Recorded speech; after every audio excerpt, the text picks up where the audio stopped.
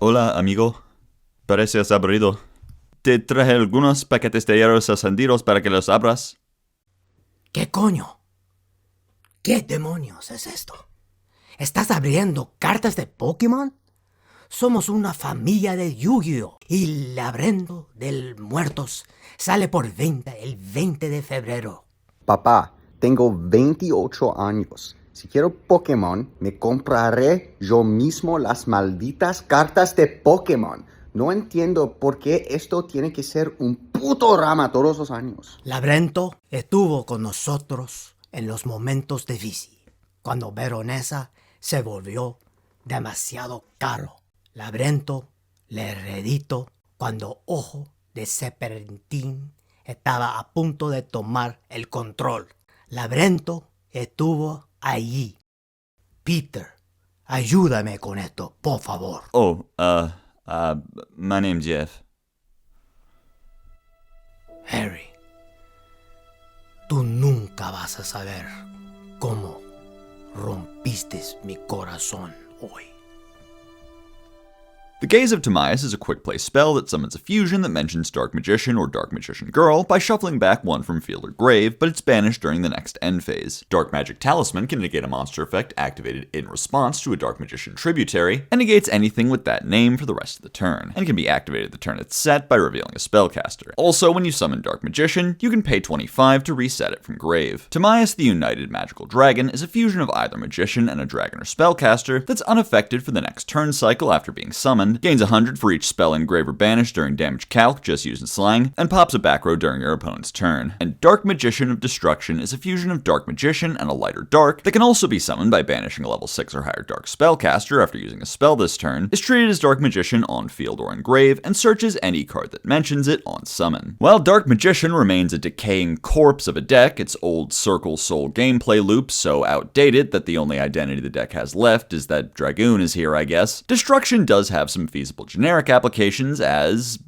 a way to make Dragoon. I wasn't lying, this is really all they got. Since Gaze mentions Dark Magician, righting the decades-old wrong of I not getting the memo, Destruction can search it and then be shuffled from field or linked off and shuffled from grave as the single material for Dragoon. Summoning on your own turn does give you protection for the rest of your plays, but will schedule its execution by Gaze's banishment for your opponent's end phase, so you lose him as a body to attack with. So if you want to play around that, you can set Gaze and summon on your opponent's turn. Accessing Demod is as simple as using a spellcaster with an intrinsic link of some kind with a spell card, like Diabellstar being searchable with Wanted and setting Deception on summon, so resolving her can now lead to both Ilia Sylvia and Dragoon. There's also Mseti, which can both tutor and be tutored by King Sark, although it does feel kinda bad banishing your own Horus monster out of rotation. Meanwhile, the simplest option is Sark Magician Girl, who searches reciprocally with Shining Sarcophagus for no difference in card economy one way or the other. But one commonality I noticed about all these starters is that they all ask for an upfront pitch cost, even if they'll eventually recoup that advantage. So even if they don't go minus in the end, they're all a bit reckless with your resources, and therefore more punishable if your opponent has a response. So I think if this engine is to find a home, it's going to be in a deck that natively enables it one way or another. You hold on to Enlightenment Paladin like I told you. As your generic level 8 synchro, Enlightenment can serve as a bridge between the main engine of a deck with tuners and an Omni-Negate that the level 8 synchro pool has been struggling without. In a deck like Rocket that will always activate Boot Sector turn 1 at the very least, this could be a viable package to mimic a fraction of the OCG's power. But my educated guess is that what's going to happen is by the end of the year, a deck will come out with a level 6 Dark Spellcaster, and we'll all be like, oh, I guess that's what they were preparing for. Masked Hero Duskaror can summon itself by banishing a hero from grave, and can search a Masked Hero on summon. Furnace can reveal itself to search Mask, Change, or Poly, but lock you to heroes for the whole turn, and can summon itself from hand or grave when you summon a non-fire hero fusion. And Masked Hero Atomic must be changed into, has an extra life, reborns a non-fire Masked Hero on summon, and resets a change quick play in your end phase. Much like how Gaze was printed just to shut up Redditors, these cards finally put to bed the overplayed trivia of Contrast Hero Chaos being way too hard to summon because, oh, they never printed the main deck Masked Heroes. They're really cleaning house with this one. But simultaneously, Furnace makes searching Mask Change much less convoluted, freeing up Shadow Mist to be used for its way more versatile search effect. So utilizing this engine in a hero deck can give you consistent access to Dark Law and Chaos as part of your end board, Chaos being your new best summon with Miracle Fusion because remember, Contrast Hero is a performative sub-archetype. He's actually just an elemental hero. But the problem stems from Furnace's restriction. While Furnace can help you make a Floodgate Omni Mocktail, it's not very likely to serve you any mixers since it locks you to heroes for even longer than usual. Last time we checked in on this deck, they were making real progress towards opening up the deck to more generic options, having some real chemistry with Fiendsmith. But after being dumped by Moon, it seems they've relapsed hard on the hero lock. And I must say, we've all been there. Soniki, the Mikanko devotee, is a level 3 illusion that can bounce a Mikanko card you control, summon a non-illusion Mikanko from deck when it gets an equip card but lock you to Mikankos from the extra, and when it hits the grave can equip itself to a monster on board. Mikanko Shimbu Noble Twins mills a Mikanko card, then sets a Mikanko back row from deck and locks you to Mikankos, and can banish itself from grave and detach from any Xyz you control to summon a Mikanko ritual from hand or deck. And Uzuhime, the manifested Mikanko, is a rank 3 fairy that requires Mikankos, searches any equip spell on summon, wins every fight it gets into, and at the end of the damage step can detach material to attack again. With the support, Mikanko has a lot more streamlined ways to get off OTKs and a somewhat better going first plan. Noble Twins is a crazy starter, setting Fire Dance and milling something to summon with it. This functionally e-tellies Hare, Huli, or Soniki, with their effects triggered to search or summon. With Soniki, you can summon a second material to make Uzuhime with, and bounce Fire Dance to hand so that you don't just lose it when you overlay, but you can also use Fire Dance on Hare to search, and use that to summon Soniki so that when she triggers to summon Huli, you can shift Arabesque over to Huli to both search a trap and gain targeting protection. And since Noble Twins has done all this without your normal, you get to normal the Hare you bounced back out to overlay with. With Uzuhime, you obviously have a lot of choices. Snatch Steal and Double-Edged Sword come to mind for going second. While going first, you can use Angel Ring for a spell negate, or Twine Jewels as potentially indefinite pops of extra deck monsters as long as you get destruction protection on Uzuhime and don't take too much damage. So if you have to go first, you can at least end on a couple disruptions, but more importantly, going second, Uzuhime attacking thrice either directly with sword or into an opponent's monster equipped with sword can always do well over 8,000 damage. The deck still has some difficulty breaking boards with Engine, even if they can get destruction and targeting protection online, but with the right breakers, you can steal some games with this deck more consistently. Illusion Gate pays half to wipe your opponent's front row, then summon a monster from their grave, but only once per duel. As we all know, anytime anything happens in this game, suddenly, it's Breakers format, and we all have to cut all our hand traps and start playing Breakers, and then we wake up 9 hours later in a bathtub down a kidney. But for those 9 hours, this card makes a compelling case to be your new best way to threaten a board. Illusion Gate sets itself apart from its ideological ancestor Raigeki with its Reborn effect, the applications of which take many forms. Being able to take something after killing it lets you appropriate one of your opponent's disruptions into your board breaking plan, taking something like a Gulamel to pop more cards in response to the traps in Femina, and taking the Gulamel out of grave will of course neutralize its ability to come back, which is another great use for stealing something. Destroying something like a detonator and then taking it will deal with the problems of Eclipse and Plugin bringing it back, even if they attempt to dodge by detonator popping itself. Because remember, Gate doesn't need to reborn one of the cards it destroyed, so you can also clear a disruption loaded up in grave like Murakumo, which are typically considered safe from Raigeki-style board wipes. A board clear that does a little splash damage against effects in grave is a pretty novel type of removal that hits a lot of decks that this type of card usually wouldn't. And while it's restricted to once per duel, ever so slightly worse than once per turn with the way things are these days, the specific wording of applying the effect once per duel can be a blessing in disguise. You see, for the effect to be applied, it has to resolve with effect. So if Gate is negated, even just the effect, you can use a second copy no problem. This card has unsurprisingly been played pretty frequently in the OCG as a side deck staple, rightfully valuing its uniquely strong applications as a fusion of Called By and Darkhole. Sandwich Day can pay 200 if you have a monster in grave to draw a card, then if it's a monster, draw another card if it's an attribute not in your grave, or discard a card if you do already have that attribute. So first and foremost, this sandwich looks so fucking good. I've thought this ever since seeing the Golden Egg Witch episode years and years ago. I could take this thing down in 4 seconds. I'd be downright scarfing that shit, entirely negligent of the environment around me. I'd be feral like a wolf or a coyote. I live out in coyote country. Let me tell you something. Those things scream like the devil at night. Sometimes they prowl around my general area, probably looking for house cats left out or something, and instead of howling like a wolf might, the noise they make sounds like a person being murdered. Although I guess I've never actually seen a coyote, just heard them, so maybe there's just a lot of murders near me and I never noticed.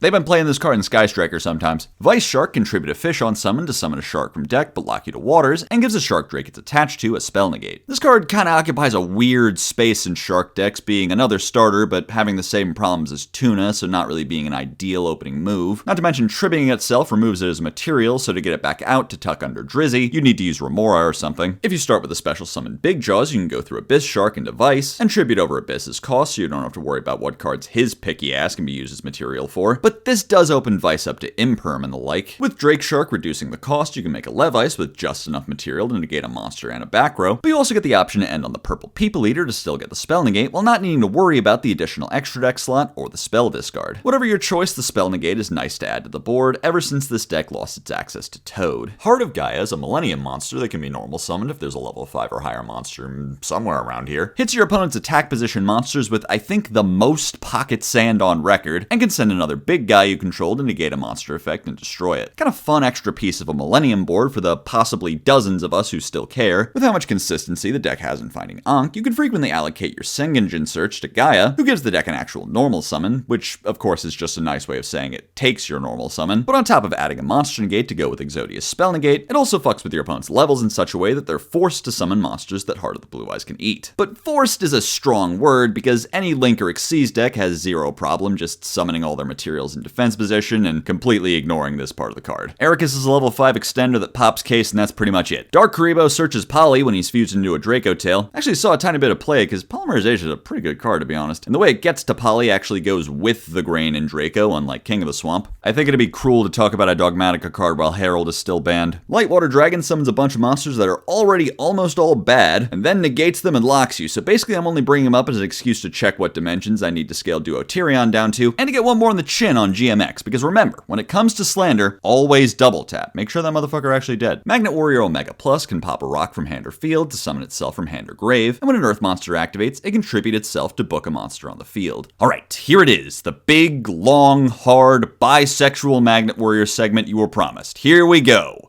These cards all suck. Bazoo the I'm kidding. I'm obviously kidding. Okay, you guys know I was just kidding, right? These really could be so much worse, you know? Like, this new version of Magnet Warrior actually seems to have a game plan, unlike whatever the tag-out mechanic of Electromagnet Warrior was supposed to be. With Linear Magnum, you can mill both Sigma Plus and something from Plus to revive as a starter play. This can be either Beta or Epsilon to get another mill and Revive Plus to make Gallant, either of which will lead to searching Sigma Minus. With Minus, you can make Plasma Magnum, who can search Field and Circle and other really awesome useful shit, but almost always bonding, because with 3 once per turns on it, it doesn't matter how many copies you drew, because they're all different cards anyway. For example, since it can search Linear Magnum, it's another one of your starters, which also means that any way to Plasma Magnum can be a starter, like Beta searching Sigma Minus, but because it's a bonding card, here it is, this is the foreshadowing, you can also search it with Duo Tyrion. You want to take it a step further and play Fossil Dig for Duo, go wild, but don't complain to me when the Duo of Lockbirds hits you in the jaw. Now, if you draw bonding alongside a copy of Magnum, you gain access to its ability to search Magnet Warriors, letting you extend through disruptions like a Veiler on Granite by searching the step in the combo you were cucked out of. And it's totally fine if that step is something you need to be on field, because most Linear Magnum combos don't even need to use the normal summon in the first place, and once you reach Plasma Magnum, you can extra normal while getting Telesion in rotation at the same time. As a matter of fact, there's even an argument to be made to run Quakimeru Guardian as your main normal summon to insulate your plays, with the only conflict being the odd hand that needs to lead with Beta, which is already your worst starter. But we ventured too far off topic. We need to get back to bonding because we've still only talked about one of its effects. The copy you're searching with Plasma Magnum will typically be used to fusion summon the TCG exclusive Flux Oxenfeld. And if you'll give me a moment to get this out of my system,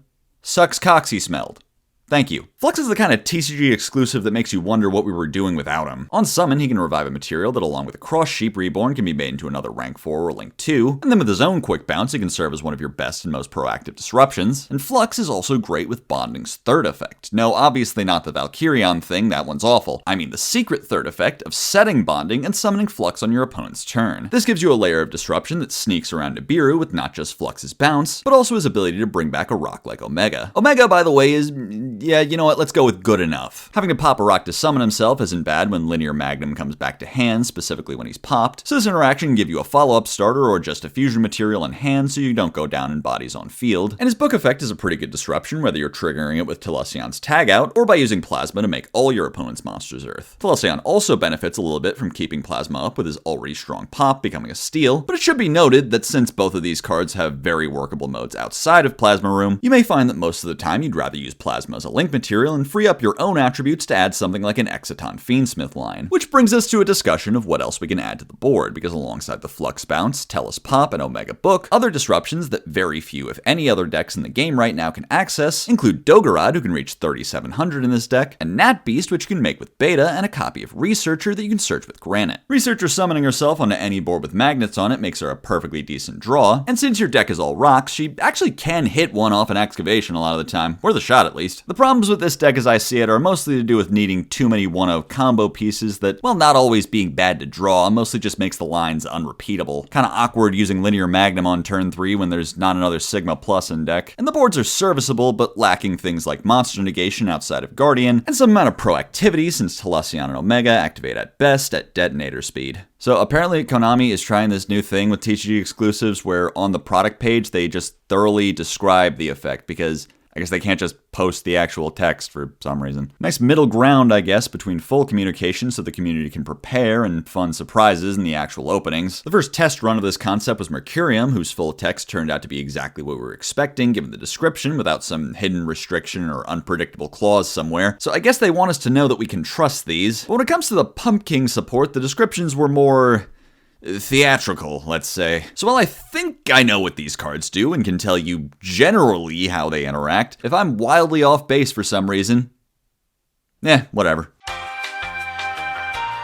Pump King, the subtitle, is a level 6 zombie that can reveal itself from hand and pitch a card to set Call of the Haunted from deck that you can activate this turn, and on summon, it summons a level 6 zombie from deck. Field spell card sets any number of Call of the Haunteds from deck or graveyard on I actually don't know when. And when you activate Call of the Haunted, you can send an opponent's monster. Ectoplasmic Fortification adds the field spell or level 6 zombie on activation, gives your zombies attack points, and can draw a card for every call you control.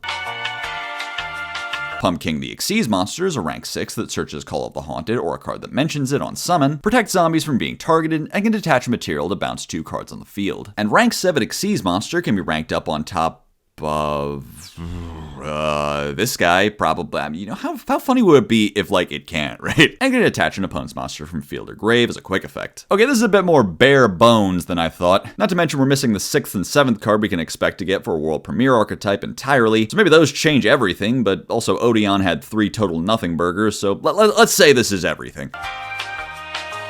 There's a few neat things you can do with these cards as part of a zombie combo deck. Pump King pitching itself will put it right in place for its own set call, letting you summon any level 6 zombie to overlay with it. In a Vendread build, this could be Scar, but more generally you can use Changshi. To get to the king, you could use Fortification, but as a big zombie, he's also searchable with Glow Up Bloom, making Gozuki and even Armageddon Knight starters. With Changshi, you can put all sorts of zombie crap in the bin like Mezuki, Eldritch, and Tartarus, and then you get to make the rank 6 who can get you the Fortification and the field spell to get a draw and then set as many calls as you choose to play. Using the Pump King as Xyz material actually makes pretty smart use of the age-old quirk of calls sticking around permanently when its target disappears into the ether, letting you either bounce it to hand with a rank 6 or send it as cost to summon Eldritch. This line will let you end on some number of calls that are all now pops, as well as the rank 7 as a sucker. It's also worth mentioning that getting all this level 6 material in rotation makes it easier to summon Pilgrim Reaper, replacing the role of Chaos Ruler in old punk zombie decks. But the bulk of what you can do with these cards is probably going to rely on what other zombie engines you're combining with this relatively consistent starter package, so right now there's really not much else to say. Unless there is. I don't know. I don't even know what Deadly Zombie Breath does yet. Maybe that's the linchpin. Maybe the rest of this ends up as a short next week. Probably not, though, because it's probably just gonna suck shit, all things considered. I mean, on a bare conceptual level, they're asking you to play Call of the Haunted. You are gonna brick on Call of the Haunted and be mad about it. Probably. I don't know. Anyway, before I let you go, I have extremely funny news. I uploaded the wrong version of the Burst Protocol video. Like, I have a file on my desktop labeled B Pro Final, and it is not the file that I tracked into YouTube Studio. There's like a bunch of random audio fixes that I took extra time on Monday morning to record, and then I just did not upload that. So basically what I'm trying to say is that anything I was wrong about is actually fixed in that version of the video, and you'll never see it, so you can't prove that that isn't true. Unless you subscribe to the Patreon. I'm pretty sure I put the right one on Patreon. I actually didn't check. I'm gonna go check that.